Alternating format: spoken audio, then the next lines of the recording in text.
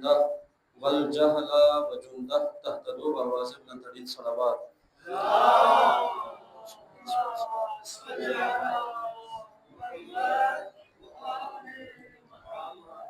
اجرم اللہ عزت علیہ سید الشہداء مولانا عبداللہ صلی اللہ علیہ وسلم۔ پروردگار اپنے معززداروں کا تمام مومنین کا فرش عذاب اپنے بارگاہ میں قبول منظور عطا فرمائے۔ بارگاہ خداوندی میں جس قدر ہم شکر ادا کریں کم ہے کہ پروردگار عالم نے ہمیں ایک بار پھر فرش عزائے حسینی پر آنے کی توفیق عطا کی۔ عزیزان محترم، بہت سارے انسان، بہت سارے مسلمان، بہت سارے مومنین ایسے ہیں جن کو یہ سعادت، یہ توفیق حاصل نہیں ہوتی ہے۔ لہٰذا ہماری سعادت مندی ہے، اللہ کی طرف سے ہمارے اوپر بہت بڑا کرم ہے کہ ہم فرش عزائے حسینی میں شامل اور شریک ہو سکیں۔ دیکھیں عزیزان محترم، اللہ نے ہر چیز میں ایک نشانی رکھ دی ہے۔ جس طرح ماہ محرم کے یہ جو 10 دن ہیں یہ بہت اہم اور ضروری ہے۔ ایران کے بہت بڑے عالم دین آیت اللہ ابراہیم رئیسی، جو ابھی ایران کے صدر تھے، جن کو شہید کیا گیا یا حادثے میں شہید ہوا، انہیں کے ہم نام ایک آیت اللہ تھے، آیت اللہ ابراہیم امینی، جنہوں نے مولا کائنات کی ولایت پر ایک کتاب لکھ دی غدیر کے نام سے۔ 1000 دلیلیں مولا کائنات کی ولایت پر انہوں نے پوری دنیا کے لائبریریوں سے اس میں جمع کی ہیں۔ تو ان سے ایک مسلمان نے سوال کیا کہ آیت اللہ، آپ شیعہ لوگ محرم کے ان 10 دنوں میں اتنا شور شرابہ، اتنا اہتمام کیوں کرتے ہیں؟ تو انہوں نے ایک جواب دیا کہ ہم اگر ان 10 دنوں میں عاشورہ کو جس طرح سے منا رہے ہیں نہ منائے تو جس طرح غدیر کو بلا دیا گیا تھا اسی طرح سے عاشورہ کو بھی بلا دیا جائے گا۔ لہٰذا ہماری جس قدر حیثیت ہے، ہماری جس قدر مالی طاقت ہے، ہماری تمام تر طاقت کو ملحوظ نظر رکھتے ہوئے، استعمال کرتے ہوئے ان ایام کو جس قدر ہو سکے منانے کی کوشش ہونی چاہیے۔ ایک حضرت محترم، میں نے ابھی کہا کہ اللہ نے ہر شے میں ایک نشانی رکھ دی ہے کہ ماہ محرم کے جو 10 دن ہیں یہ بہت اہم ہے۔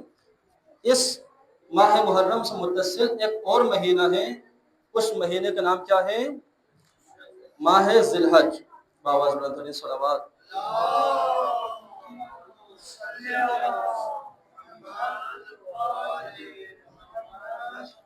میری کوشش ہوگی میں 30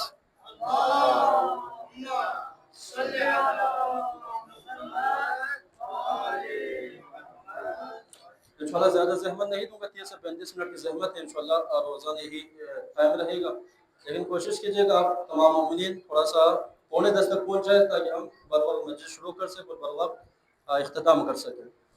دیکھیں حضرت محترم، محرم سال کا پہلا مہینہ ہے اور ذی الحج سال کا آخری مہینہ ہے۔ محرم سال کا آتا ہوا مہینہ، ذی الحج سال کا جاتا ہوا مہینہ۔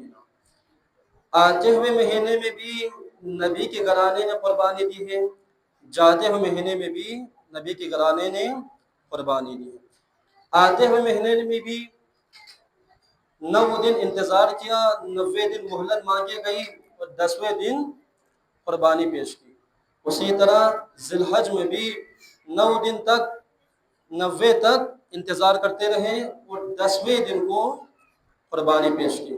لیکن مسلمانوں کے عقلوں پر افسوس ہے، ابراہیم پیغمبر ہمارے زمانے کا پیغمبر نہیں ہے، محمد مصطفیٰ ہمارے زمانے کا پیغمبر ہے۔ اللہ نے ہمارے لیے ہم امت مصطفیٰ کہلائے ہیں، لیکن ہم حضرت ابراہیم کو مانتے ہیں اللہ کے پیغمبر ہیں، صاحب شریعت نبی ہے، لیکن اس کے باوجود مسلمانوں کو حضرت ابراہیم کی سنت یاد رہی، لیکن سنت مصطفیٰ جو تھی، اللہ کے رسول نے کیا فرمایا تھا؟ حسین منی وانا من الحسین، حسین مجھ سے ہے اور میں حسین سے ہوں۔ یہ جو محبت تھی، یہ جو سنت تھی، مسلمانوں کو یاد نہیں رہی۔ عزیز محترم، جس قدر ہو سکے اللہ کی بارگاہ میں شکر ادا کرنا چاہیے۔ مولا کائنات فرماتے ہیں بآواز بلند ترین صلوات،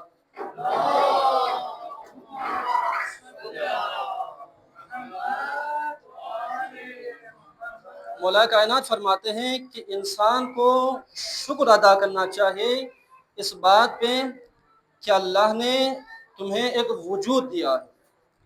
اگر اللہ ہمیں کوئی وجود نہ دیتا تو ہم اللہ کے بارگاہ میں شکایت نہیں کر سکتے تھے۔ یہ میں اپنی طرف سے نہیں کہہ رہا بلکہ مولا کا فرمان سنا رہا ہوں۔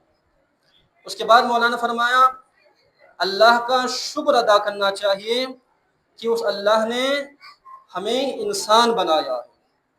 دیکھیے اللہ کی کتنے مخلوق ہے دنیا میں، اتنی مخلوقات ہیں کہ ہم ان مخلوقات کی تعداد کو بھی گننے سے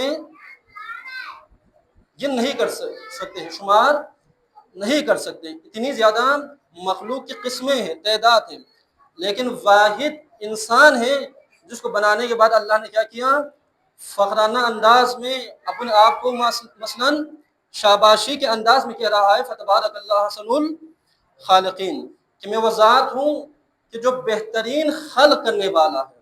یعنی اللہ خود اپنی مخلوق کو جس کو اللہ نے خلق کیا ہے اس کو بنانے کے بعد اس انداز میں کہہ رہا ہے کہ میں کتنا بہترین خلق کرنے والا ہوں۔ تھوڑا سا 2 دن 3 دن علمی ماحول رہے گا انشاءاللہ، میری کوشش ہے اس ماہ محرم میں ہمارے جو معاشرے میں صورتحال ہے ان تمام کو مد نظر رکھتے ہوئے تھوڑا سا علمی مواد آپ محترم سامعین تک پہنچانے کی کوشش کروں گا۔ عزیز محترم، اس کے بعد مولانا فرمایا پہلا وجود دینے پر اللہ کا شکر ادا کرے، دوسرا انسان بنانے کے بعد اللہ نے ہمیں انسان بنایا ہے اس پر اللہ کا شکر ادا کرے، تیسرا مولانا فرمایا اللہ کے بارگاہ میں اس بات پہ شکر کرو کہ اللہ نے تجھے شعور دیا ہے، عقل جیسی نعمت عطا کی۔ بہت سارے مخلوق ایسے ہیں جو ظاہراً انسان ہے لیکن ان کے پاس شعور نہیں ہے، لہذا اللہ کے بارگاہ میں اس بات پہ ہمیں شکر ادا کرنا چاہیے۔ اس کے بعد مولانا فرمایا کہ اللہ نے تجھے با ایمان بنایا، یعنی صاحب ایمان بنایا ہے، اس بات پہ اللہ کی بارگاہ میں شکر ادا کرو۔ دیکھیے حضرت محترم، بہت سارے انسان ہیں، بہت سارے مسلمان ہیں، بہت سارے صاحب عقل ہیں، لیکن ان تمام نعمتوں کے ہونے کے باوجود ان کے پاس ایمان موجود نہیں ہے۔ اس کے بعد مولانا فرمایا کہ اس بات پہ اللہ کے بارگاہ میں شکر ادا کرو کہ اللہ نے تجھے صحیح و سالم جسم عطا کیا ہے۔ حضرت محترم، اس نقطے پر میں کچھ کہنا چاہتا ہوں۔ دیکھیں اللہ نے جو نعمتیں ہمیں دی ہوئی ہیں، ہمیں ان نعمتوں کا اس وقت تک احساس نہیں ہوتا جب تک وہ نعمتیں ہم سے چھن نہ جائیں۔ مثلا میں ایک عام سی مثال دوں کہ اگر 5 منٹ کے ہم تصور کریں کہ میرے پاس آنکھ نہیں ہے، میرے پاس پاؤں نہیں ہے، میرے پاس ہاتھ نہیں ہے، تو میرا حال کیا ہوگا؟ حضرت محترم، ہم اس کو تصور بھی کریں گے تو ہم اپنے وجود میں لرز کے رہ جاتا ہے، لیکن یہ تمام نعمتیں اللہ نے ہمیں دی ہوئی ہیں۔ تو مولا فرماتے ہیں ان تمام نعمتوں کا اللہ کے بارگاہ میں شکر ادا کرنا چاہیے۔ اب شکر کیسے ادا ہوں گے؟ زبان سے شکر کرنا، شکر ادا کرنا، یہ شکر کی ادنا قسم ہے، یعنی کہ سب سے نچلا قسم ہے، لیکن شکر ادا کرنے کا سب سے افضل طریقہ کیا ہے؟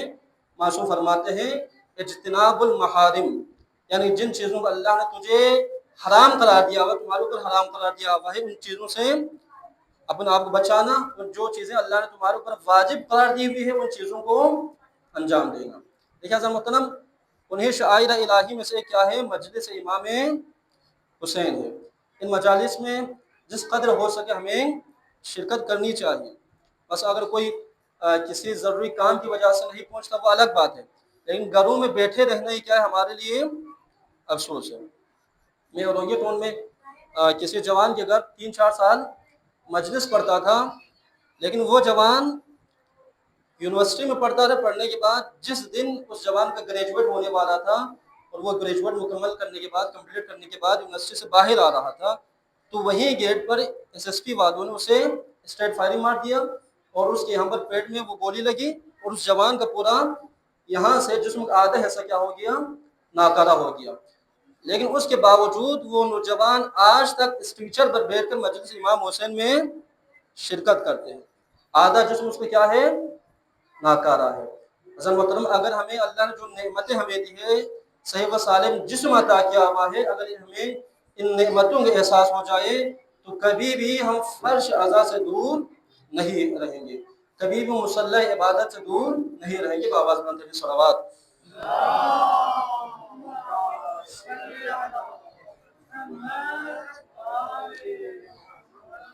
अज़र मोहतरम, इस बाबरकत मस्जिद अज़ा के लिए और अशर मुहर्रम के लिए जिस हदीस पाक को आपकी खिदमत में तिलावत की, वह हमारे एक मशहूर मारूफ किताब है उसूल काफ़ी। उसूल काफ़ी में कुल 16,500 अहादीस मौजूद है। उनमें से जो पहला बाब है उसूल काफ़ी का, वो क्या है? इल्म अक़ल है। और मेरा इस अशरे में जो मौजू रहेगा वो अक़ल व ईमान रहेगा। लिहाजा मैं आज ईमान के हवाले से चंद मतालिब आपकी खिदमत में पेश करूँगा।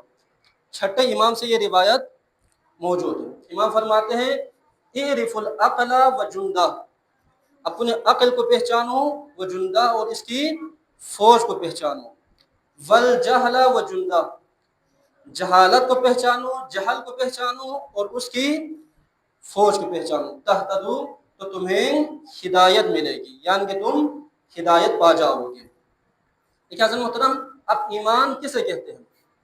मैंने पहले भी शायद पिछले साल भी इस जुमले को बयान किया था। एक मोमिन मुआशरती है, यानी हमारे मुआशरे में किसे मोमिन कहा जाता है, किसे मुत्तकी कहा जाता है। हमारे मुआशरे का मेयार क्या है? मसलन जिसके हाथ में तस्बीह हो, पेशानी पर सजदगा के निशान हो, पजामे नीचे ऊपर टखनून तक हो, उसे हमारे मुआशरे में मुत्तकी और परहेजगार समझते हैं। लेकिन इस्लाम ने जो बताया है, कुरान ने जो बताया है, तालीमात अहले बैत में जो मोमिनीन की सिफात बयान हुई है, वो बिल्कुल इससे अलग है। मौला कायनात से सवाल किया गया, या अली, ईमान किसे कहते हैं?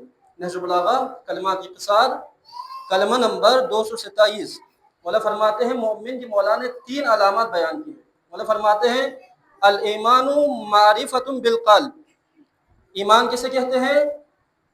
मारिफतुम बिल क़ल्ब, क़ल्ब से, दिल से मारिफत हासिल करना।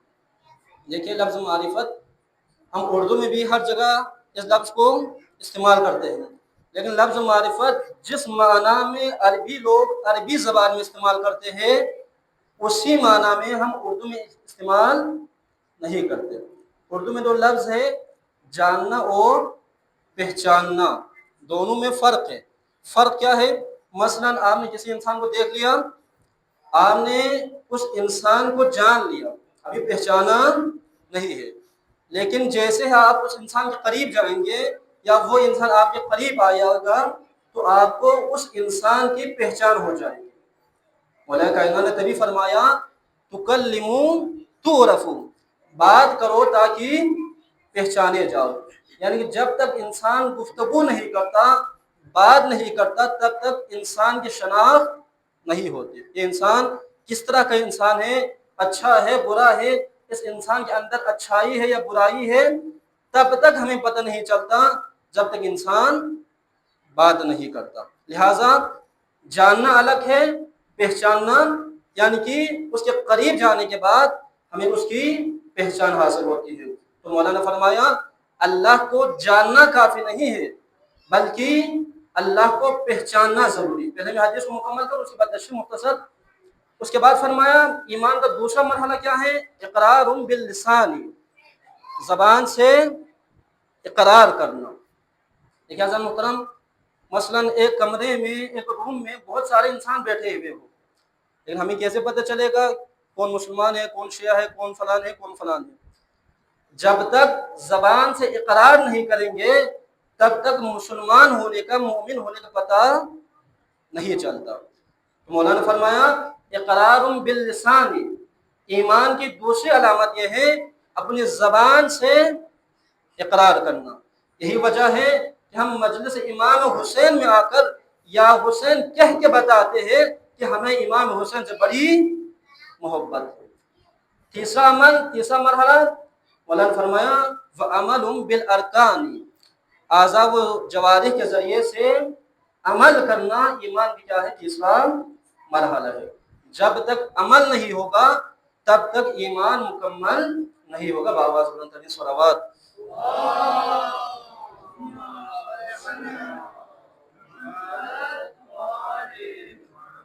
عزیز محترم دیکھیں، اللہ کی معرفت کما حق ہو کسی کو حاصل نہیں ہوگی۔ معصوم فرما رہے ہیں، میں اپنی طرف سے نہیں کہہ رہا کہ کن ہے معرفت پروردگار کسی کو بھی حاصل نہیں ہوگی۔ انسان جتنا بھی پڑھے، انسان جتنا بھی جان لے، انسان جتنا بھی تحقیق کرے، اللہ کی کن ہے معرفت کسی کو حاصل نہیں ہوگی۔ اللہ فرماتے ہیں کہ جو تم نے اپنے ذہن میں اللہ کو جانا ہوا ہے، کہ تمہارے اپنے ذہن کی کیا ہے ایجاد، یعنی تم نے اپنے ذہن میں اللہ کا ایک تصور بنایا ہوا کہ اللہ ایسا ہوگا، اللہ رزق دینے والا ہوگا، اللہ کی ایک شکل و صورت بنائی ہوئی ہے۔ لیکن مولا فرماتے ہیں ہمارے ذہن، ہماری ایجادات کیا ہے، محدود ہے، لمیٹڈ ہے، لیکن اللہ کی ذات کیا ہے، لامحدود ہے۔ یعنی کہ ایک لامحدود شے، ایک لامحدود چیز ایک محدود چیز میں سما نہیں سکتی۔ دوسری چیز مولانا کیا فرمائے، بابا سمجھتے ہیں صلوات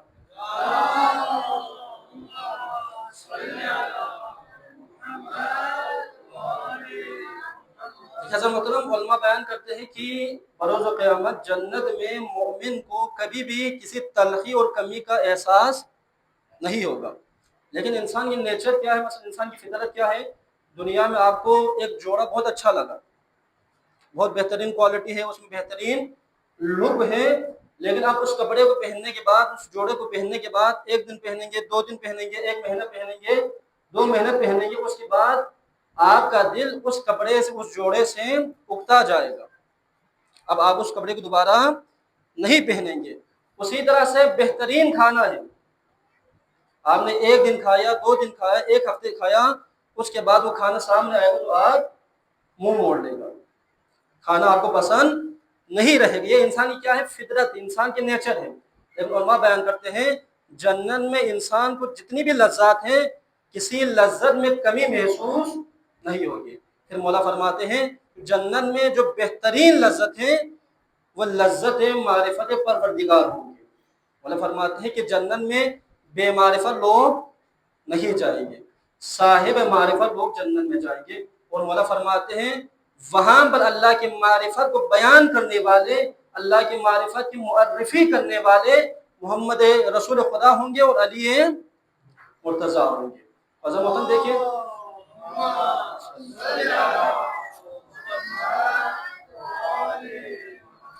قرآن کی آیت کل یوم هو فی شان، اللہ ہر روز ہر دن ایک نئے شان میں آتا ہے۔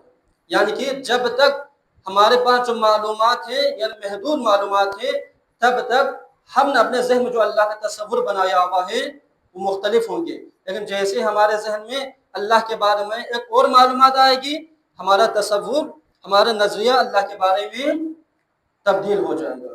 مثلا ہمارے سامنے ایک یہاں پر کوئی سام پھینک دے اور کہے یہ سام ہے، سارے لوگ کیا ہو جائیں گے، ڈر جائیں گے۔ کیوں؟ کیونکہ ہمارے پاس جو معلومات ہیں، اس معلومات کے مطابق جو پھینکا ہوا ہے وہ کیا ہے، سام ہے۔ لیکن وہاں پر فوراً کوئی بچہ ہے اور کہے یہ سام تو ہے لیکن پلاسٹک کی ہے، اب کوئی نہیں ڈرے گا، بچہ اس کو اٹھا کر پھرنے لگے گا۔ کیوں؟ کیونکہ معلومات تبدیل ہو گئی تو نظریہ بھی تبدیل ہو گیا۔ فضل محترم جب تک جتنی معلومات ہمارے پاس ہیں، اس معلومات کے بیس پہ ہم اللہ کو جانا ہوا ہے، جیسے ہی ہمارے پاس اس سے بڑھ کر معلومات آئے گی، اللہ کے ذات ہمارے لیے اور زیادہ روشن تر ہو جائے گا۔ بابا سمجھتے ہیں صلوات۔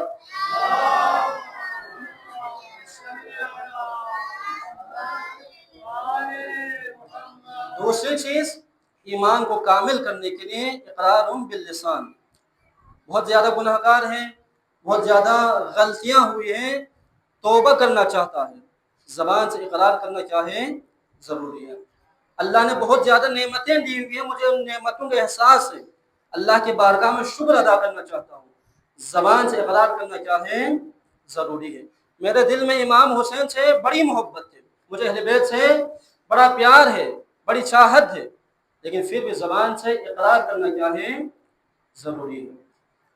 علماء فرماتے ہیں یہاں تک ماں باپ کو اولاد سے بڑی محبت ہوتی ہے، کوئی کہہ ہی نہیں سکتا کہ بھئی باپ کو اولاد سے محبت نہ ہو، ماں کو اولاد سے محبت نہ ہو۔ ماں باپ کو اولاد سے محبت ہوتی ہے، لیکن علماء فرماتے ہیں اس محبت کا اقرار کرتے رہنا کیا ہے، ضروری ہے، کیونکہ اولاد کبھی کبھار اولاد کو احساس نہیں ہوتا ہے کہ میرا باپ مجھ سے کتنا پیار کرتا ہے، کتنی محبت کرتا ہے، لیکن علماء فرماتے ہیں جیسے ہی ماں باپ اولاد سے اپنی محبت کا اقرار کرے گا، اظہار کرے گا، تو اس محبت میں اضافہ ہوتا چلا جائے گا۔ جب محبت میں اضافہ ہوگا، جب باپ محبت کرے گا تو بیٹا بھی باپ سے محبت کرے گا، جب ماں اپنے بچے سے محبت کرے گی تو بیٹی بھی اپنے ماں سے محبت کرے گی۔ تو عزیزان محترم، جہاں پر اقرار ہوگا، میں نے پہلے بھی کہا کہ مجلس امام حسین کیا ہے، اہل بیت کے ساتھ اپنی محبت کو اقرار کرنے کے ایک ذریعہ ہے۔ اگر ہم مجلس امام حسین میں آنے کے بعد زبان سے یا برس کے بتاتے ہیں یہ عاشق حسین، تو عزیزان محترم اقرار کرنا کیا ہے، بہت ضروری ہے۔ تیسرا مرحلہ کیا ہے، ارکان بالعمل و عمل بالارکان۔ دیکھیے پاکستان میں تو یہاں پر کیا ہے، مثلا جس کے پاس MBBS کی ڈگری نہ بھی ہو وہ ڈاکٹر بنا ہو بیٹھا ہے، جس کے پاس پائلٹ کی ڈگری نہ بھی ہو وہ جہاز یہاں سے لندن سے یہاں پر لے کے آ رہا ہے۔ لیکن میں ایک انٹرویو سن رہا تھا، یورپ میں ایسا قانون ہے کہ جب کوئی ڈرائیونگ سیکھتا ہے، سیکھنے کے بعد وہ لائسنس کے لیے اپلائی کرتا ہے تو اسے ایک کتاب دی جاتی ہے، ایک بک تھما دیا جاتا ہے کہ بھائی اس کتاب کو پڑھو، پڑھنے کے بعد تمہیں اس کتاب کا ٹیسٹ دینا ہے، اس کے بعد تمہارے لیے لائسنس ایشو ہوں گے۔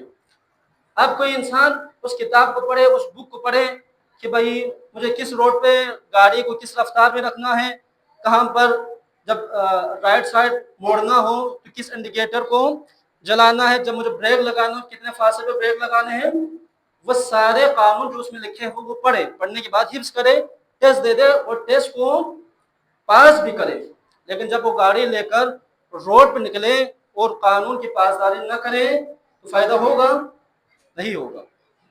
یعنی وہ جتنا اس کتاب کو رٹ لے، حفظ کر لے، جتنا ٹیسٹ پاس کر لے نمبروں سے، جب تک قانون کی پاسداری نہ کریں گے، قانون کو فالو نہیں کریں گے، تب تک اس کتاب کے پڑھنے کا کوئی فائدہ نہیں ہوگا۔ عزیزان محترم، یہی چیز ہماری زندگی میں بھی ہے۔ جب تک ہم قرآن کو اپنی عملی زندگی میں اس کو انجام نہیں دیں گے، قرآن کی تعلیمات پر عمل نہیں کریں گے، تب تک ہم قرآن کو جتنا حفظ کر لیں، جتنا یاد کر لیں، تب تک ہمیں قرآن اتنا فائدہ مند نہیں ہوگا۔ مولا کائنات فرماتے ہیں بروز قیامت جو انسان نہیں جانتے، اللہ ان سے سوال کرے گا کہ جب تمہارے پاس علم نہیں تھا، نہیں جانتے تو تم نے، جو افراد جانتے ہیں کہ بھائی مسجد سے دور رہنا کتنا بڑا گناہ ہے، مجلس امام حسین سے دور رہنا جس قدر امام حسین کے ساتھ کیا ہے، زیادتی ہے، امام بارگاہ کے ساتھ زیادتی ہے، جو افراد جانتے ہیں، جاننے کے باوجود اس پر عمل نہ کرے، مولا فرماتے ہیں بروز قیامت اس انسان سے بھی سوال ہوگا کہ جب تم جانتے تھے تو تم نے اس پر عمل کیوں نہیں کیا۔ مولا فرماتے ہیں میرے شیخوں سے کہہ دو ہمیشہ با کردار رہو، با عمل رہو۔ اس لیے لوگ اگر ڈائریکٹلی ہمیں نہیں جانتے تو تمہارے کردار کو دیکھ کر، تمہاری بیہیویئر کو دیکھ کر، تمہارے اٹھنے اور بیٹھنے کے انداز کو دیکھ کر ہم آل محمد تک پہنچتے ہیں۔ ابھی میں نے جس آیت اللہ کا ذکر کیا تھا، آیت اللہ ابراہیم امینی، وہ خود بیان کرتے ہیں کہ اس کے پاس یورپ سے ایک قافلہ آیا، ایک کاروان آیا، آنے کے بعد پہلے ان کے پاس پہنچنے سے پہلے ان کو فون کیا گیا کہ آقا یورپ سے ایک کاروان آیا ہے، لیکن وہ جتنے بھی افراد آئے سب کے سب کیا ہے، کنورٹ شیعہ ہے، پہلا شیعہ نہیں تھے، بعد میں شیعہ بن گئے ہیں، لہٰذا کل آپ کو انہیں درس دینا ہے۔ تو آیت اللہ ابراہیم کہتے ہیں کہ میں نے پوری رات اس درس کے لیے تیاری کی۔ ظاہر سی بات ہے آیت اللہ نے سوچا کہ بھائی کنورٹ شیعہ ہے تو یورپ سے آئے ہوئے لوگ ہیں، کتنے بڑی تحقیق کرنے کے بعد، ریسرچ کرنے کے بعد شیعہ وہ ہوں گے، لہٰذا مجھے ان کے سامنے بہترین درس دینا ہوگا۔ اب انہوں نے یہ سوچنے کے بعد اپنے درس کا پریپیئر کرنے کے بعد، اس کو تیار کرنے کے بعد اگلے دن ان کے سامنے درس دینے کے وہاں پر پہنچ گئے، اور ان سے کہا گیا تھا کیونکہ وہ سارے سب کے سب انگلش بولنے والے تھے، وہاں پر کسی مترجم کو، ٹرانسلیٹر کو بٹھا دیا جائے تاکہ میری بات ان کے لیے ٹرانسلیٹ کرے اور ان کے سوالوں کو میرے لیے ٹرانسلیٹ کرے۔ اب آیت اللہ ابراہیم ممبر پر جانے کے بعد 15-20 منٹ درس دینے کے بعد ایک شخص نے ہاتھ کھڑا کیا اور انہوں نے کہا کہ آقا میرا ایک کوشچن ہے، میرا سوال ہے۔ انہوں نے کہا جی سوال کرے۔ تو انہوں نے کہا، جو انہوں نے سوال کیا وہ بہت بیسک سوال تھا، یعنی کہ بنیادی سوال تھا اصول الدین فروع الدین کے حوالے سے، نماز پڑھنے کے حوالے سے۔ تو آیت اللہ ابراہیمی کو لگا کہ میں تو اتنی بڑی تیاری کر کے آیا تھا کہ سارے لوگ بڑے محقق ہوں گے، ریسرچر ہوں گے، لیکن ان کے سوال سے لگتا ہے یہ بہت بنیادی سوال ہے، ان کا جو معلومات، ان کے پاس جو معلومات ہے بہت بیسک لیول کے ہیں، لہٰذا مجھے پہلے ان سے سوال کرنا چاہیے۔ تو انہوں نے اس سوال کرنے والے سے الٹا سوال کر لیا کہ بھائی آپ شیعہ کیسے بن گئے؟ تو انہوں نے کہا دیکھیے میرے ہمسائے میں ایک مسلمان رہتا ہے 5 سالوں سے، کبھی بھی میں نے 5 سالوں میں ان سے کوئی برائی نہیں دیکھی، ان کی جو بھی تہوار ہوتی تھی وہ ہمیشہ ہر تہوار پر مجھے تحفے بیچتے تھے۔ تو میں نے ایک دن سے سوال کیا کہ بھائی آپ میں نے کوئی برائی دیکھی ہے؟ نہ آپ نے کبھی مجھے تنگ کیا ہے، نہ ہمارے درمیان کچھ رشتہ داری ہے، کچھ بھی نہیں ہے، لیکن ہر تہوار پر آپ مجھے تحفے بیچتے ہیں۔ آپ کا دین کیا ہے؟ یہ کس نے آپ کو بتایا ہے، کس نے سکھایا آپ ہے؟ تو انہوں نے کہا کہ میں مسلمان ہوں، میرا دین اسلام ہے، اور یہ بان اسلام پیغمبر خدا رسول خدا کی یہ پیغام ہے کہ ہر انسان سے محبت سے پیش آ جاؤ۔ اب جیسے ہی اس میرے ہمسائے سے میں نے یہ سنا کہ اسلام کے پیغام ہے، اسلام کا یہ دین ہے، تو میرے دل میں اسلام کے لیے محبت پیدا ہو گئی، اور میں ان کے کردار کو دیکھنے کے بعد، ان کے لائف سٹائل کو دیکھنے کے بعد، ان کی زندگی کو دیکھنے کے بعد شیعہ ہوا۔ اب آیت اللہ ابراہیم کہتے ہیں کہ میں نے وہاں پر جتنے بھی افراد تھے سب سے ہی سوال کیا کہ آپ کیسے شیعہ ہوئے، آپ کیسا شیعہ ہوئے؟ وہاں سب کے سب نے ہی کہا کہ ہم بائی ریسرچ شیعہ نہیں ہے، تحقیق کرنے کے بعد شیعہ نہیں ہوئے، بلکہ کردار دیکھنے کے بعد، لوگوں کے اٹھنے اور بیٹھنے کے انداز کو دیکھنے کے بعد ہمیں اسلام سے محبت ہو گئی اور ہم شیعہ ہو گئے، کیونکہ وہ جو ہمسایہ تھا وہ کیا تھا؟ شیعہ تھا۔ حضرت محترم مولا فرماتے ہیں کہ تمہارا کردار بہت بلند ہونا چاہیے، تمہارے کردار کو دیکھنے کے بعد لوگ ہم تک پہنچے۔ قرآن کی آیت وَلَوْ كُنْتَ فَظًّا غَلِيظَ الْقَلْبِ لَانفَضُّوا مِنْ حَوْلِكَ، میرا حبیب اگر آپ خند پیشانی سے پیش نہ آتے، اگر آپ کا کردار ویسا نہ ہوتا جیسا آپ کا کردار ہے، تو یہ لوگ مسلمان ہی نہ ہوتے۔ یا آپ کی خندہ پیشانی ہے، یا آپ کا مسکراتا ہوا چہرہ ہے، یا آپ کے چہرے کی رونق ہے کہ آپ جہاں سے گزرتے ہیں ہر دیکھنے والا یہی کہتا ہے کہ لگتا ہے یہ زمین سے نہیں آسمان سے ہوا فرشتہ ہے۔ رسول خدا کی یہ سیرت تھی۔ فضل محترم، اس بابرکت مہینے میں بھی ہماری کوشش ہونی چاہیے کہ ہم زبان کے ساتھ ساتھ سوشل میڈیا کے استعمال کے ساتھ ساتھ اپنے کردار سے بھی لوگوں کو پیغام اہل بیت پہنچانے کی، ہر انسان کے اندر کیا ہے؟ اس کے عقل ایک بہترین مبلغ ہے، اللہ نے ایک بہترین نعمت عطا کی ہوئی۔ بہت زیادہ طولانی ہو رہی ہے، میں انہیں الفاظ کے ساتھ اختصار کرتا ہوں۔ عزیزان محترم، تو کوشش کرنی چاہیے مجالس میں جس قدر ہو سکے شرکت کرنے کی، اور اپنے بچوں کو بالخصوص، کیونکہ آج آپ اپنے بچوں کو لے کے نہیں آئیں گے تو کل آپ کو افسوس ہوگا کہ کاش اگر میں اپنے بچے کو تعلیمات اہل بیت سے روشناس کراتا تو آج مجھے یہ دن دیکھنے کی نوبت نہ آتی۔ بہت سارے مسئلے مسائل ہمارے معاشرے میں روز بروز بڑھتی جا رہی ہے، یہ تمام مسائل در اہل بیت سے، مسجد سے، امام بارگاہ سے دور رہنے کی وجہ سے۔ ہمارے علاقے میں کتنے افراد تھے، کتنے فیملیاں؟ کم از کم 30 فیملی تو ہے، 30 گھرانہ تو ہے، اس کے باوجود نماز میں اور بالخصوص محرم میں کم از کم پہلی مجلس سے ہی امام بارگاہ پر جانا چاہتے، لیکن بڑی مشکل سے اتنے کم تعداد میں لوگ جمع ہوتے ہیں۔ فضل محترم، یہ تمام چیزیں ہمارے لیے، دیکھیں دنیا کیا ہے؟ مکافات عمل ہے، جو چیز آپ انجام دیں گے اس چیز کا آپ کو رزلٹ بھی ملتا رہے گا۔ آپ اچھائی کریں گے، آپ کے ساتھ بھی اچھائی ہوگی، چاہے وہ اولاد کی کردار کے صورت میں ہو یا اپنے کردار کے صورت میں۔ لہٰذا امام حسین نے جو ہمیں پیغام دیا ہے کہ ہمیشہ حق کے ساتھ رہنا، مسجد سے قریب رہنا۔ امام حسین نے واقعی کربلا میں حالت جنگ میں بھی نماز ادا کر کے بتایا ہے کہ نماز کس قدر اہم اور ضروری ہے۔ عزیزوں، آپ نے بچپن سے یہی سنتے ہوئے آئے ہوں گے کہ امام حسین نے مدینہ چھوڑا ہے، امام حسین نے رسول خدا کا روزہ چھوڑا، امام حسین نے فاطمہ زہرا کی قبر چھوڑی۔ عزیزوں، میں جملہ کہوں، امام حسین نے چھوڑا نہیں ہے، بلکہ حسین سے ماں کی قبر کو چھڑایا گیا۔ عزیزان محترم، امام کے قافلہ مدینہ سے مکہ، پھر مکہ سے کربلا کی طرف رواں دواں۔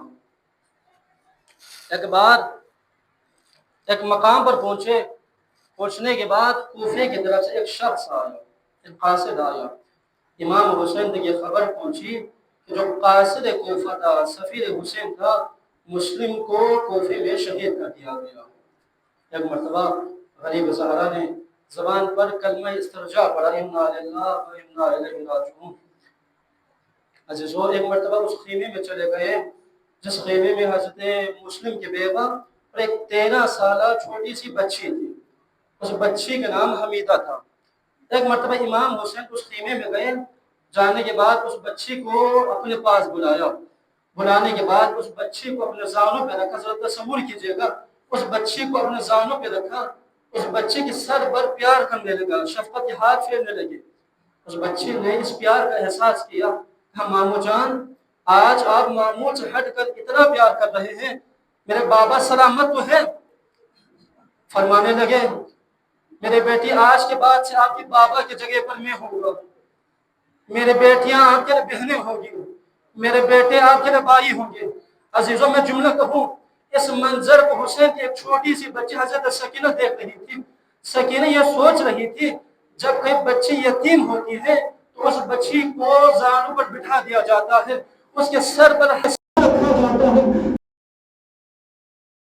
غریبہ، جب سکینہ کے سر سے بابا کا سایہ چھن گیا، اللہ آزاد آبو، ایک مرتبہ آزاد آبو، حسین کا قافلہ آگے بڑھا، خور نے 1000 لشکر کے ساتھ امام حسین سے ملاقات کی۔ حسین نے جیسے ہی دیکھا نا، ان کے لشکر کے تمام سپاہی پیاسے ہیں، پیاس کی وجہ سے ان کی زبانیں حلق سے باہر آ رہی ہیں۔ آواز دے، عباس، تمام لشکریوں کو پانی پلا دو۔ حضرت عباس نے ایک ایک سپاہی کو پانی پلایا ہے۔ ایک مرتبہ امام حسین نے کہا، عباس، ان کے تمام جانوروں کو پانی پلا دو۔ عزاداروں، 1000 سپاہی، 1000 جانور۔ عزیزوں، علماء بیان کرتے ہیں کہ گھوڑے کی فطرت یہ ہے کہ جب گھوڑا ایک مرتبہ پانی پیتا ہے تو سر اٹھاتا ہے، اٹھانے کے بعد پانی کو گلے میں لے ہمارا پانی پیتا ہے۔ بس جب تک ہر جانور 3 دفعہ تک پانی نہ پیے، اس کے سامنے سے پانی نہ ہٹا دینا۔ عزاداروں، ان کے لشکر کے ایک سپاہی بیان کرتا ہے، میں اس لشکر میں آخری فرد تھا، میں سواری سے اتر نہیں سکتا تھا۔ جب حسین نے میری حالت دیکھی، ایک مرتبہ آگے بڑھا، بڑھنے کے بعد اپنے ہاتھوں سے مجھے پانی پلایا۔ عزاداروں، میں جملہ کہوں، وہ حسین جس نے دشمن کے 1000 سپاہیوں کو پانی پلایا، 1000 جانوروں کو پانی پلایا ہے۔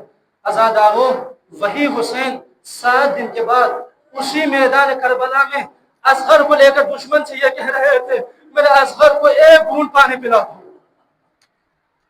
آج رکمل اللہ عزاداروں، عزاداروں، ایک مرتبہ آزان ہونے لگی، حسین نے کہا، جو اپنی نماز پڑھ لے، میں اپنی نماز پڑھتا ہوں۔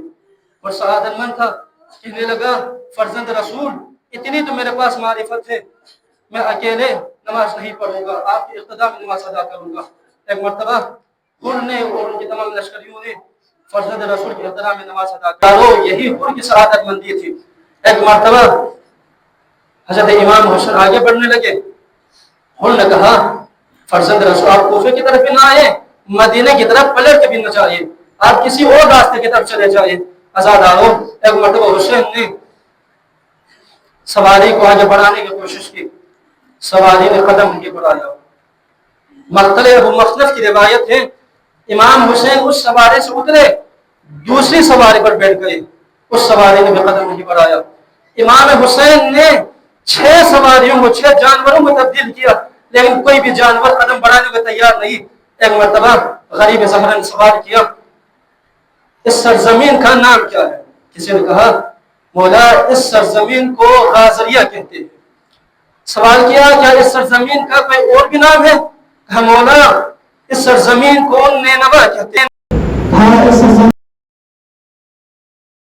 को दश्त फुरात भी कहते हैं। मौला ने फिर सवाल किया, क्या इस सरजमीन का कोई और भी नाम भी है? अजीजों, एक मतलब एक बुजुर्ग शख्स खड़ा होने के बाद कहता है कि मैंने अपने बुजुर्गों से सुना हुआ है कि इस सरजमीन को करबला कहते हैं। अज़ादारों, गरीब ज़हरा घोड़े के जींद जमीन पर उतर आए। आने के बाद करबला की जमीन को अपनी मुट्ठी में बंद किया। बंद करने के बाद मिट्टी सूख गई। सूखने के बाद उस मिट्टी को लेकर हजरत ज़ैनब के पास चले गए। हजरत ज़ैनब को सूंघाई। जैसे ही इमाम हुसैन ने करबला के खाक को हजरत ज़ैनब को सूंघाई, हजरत ज़ैनब तड़प के कहती है, भाई हुसैन यहाँ से जल्दी चलो, मुझे इस सरजमीन से खून की बू आ रही है। ज़ादारों, इमाम आले मकाम ने कहा, सफर तमाम हुआ। ज़ादारों, बस मसाइब के आखिरी जुमले। एक मरतबा हजरत इमाम हुसैन ने वल अब्बास को भेजा है बनी असद के सरदारों से, सरदारों, हम इस सरजमीन पर क़याम करना चाहते हैं, इस सरजमीन को खरीदना चाहते हैं। बनी असद के सरदारों ने 60,000 दीनार जमीन करबला की कीमत बता दी। अब एक मरतबा इमाम हुसैन, मैंने ये मसाइब का जुमला किसी किताब में नहीं पढ़ा, लेकिन एक आलिम दीन से सुना है। इमाम हुसैन हजरत ज़ैनब के खीमे में आए। आने के बाद हजरत ज़ैनब से कहा, बहन ज़ैनब, करबला के सरजमीन को मैंने 60,000 दीनार में खरीद ली है। हजरत ज़ैनब ने क्या कहा, भाई हुसैन, मैं आपकी शरीक हुसैन बहन हूँ, मैं आपके हर काम में शरीक रही हूँ। भाई हुसैन, ये 30,000 दीनार मेरी तरफ से, 30,000 दीनार अपनी तरफ से जमीन करबला को खरीद दो। एक मतलब आजादारों, इमाम हुसैन ने जमीन करबला खरीदी। खरीदने के बाद शहीद कर दिया जाए तो हमारी कब्रों पर ज़राअत न करना, हमें दफन कर देना, हमारी कब्रों पर ज़राअत न करना। जब हमारे चाहने वाले, हमारे मुहब्बीन हमारी ज़ियारत को आए तो उन्हें रहनुमाई करना और उन्हें 3 दिन तक अपने घर में मेहमान बना के रखना। अज़ादारों, उसके बाद इमाम हुसैन बस मसाइब का आखिरी जुमला, हजरत ज़ैनब के खीमे में आए हैं। आने के बाद हजरत ज़ैनब से कहा, बहन ज़ैनब, करबला की जमीन खरीदी है, अब इस जमीन को आपके बच्चों पर और मोहम्मद के नाम कर दूं, किसके नाम कर दूं? अज़ादारों, हजरत ज़ैनब क्या कहती है, भाई हुसैन, करबला की जमीन को न मेरे बेटों के नाम कर दो, न अपने बेटे सज्जाद के नाम कर दो। भैया हुसैन, अकबर तेरा भी बेटा है, अकबर मेरा भी बेटा है, अकबर के हिस्से में अकबर के नाम पर जमीन करबला के लिख दो। अज़ादारों, एक मतलब हुसैन ने करबला के सरजमीन को अली अकबर की जागीर लिख दी। अज़ादारों, बस मसाइब का आखिरी जुमला, जब शाम कहती है, बाबा मुझे अली अकबर के जागीर में तमाचे पड़े हैं। इन्ना लिल्लाहि व इन्ना इलैहि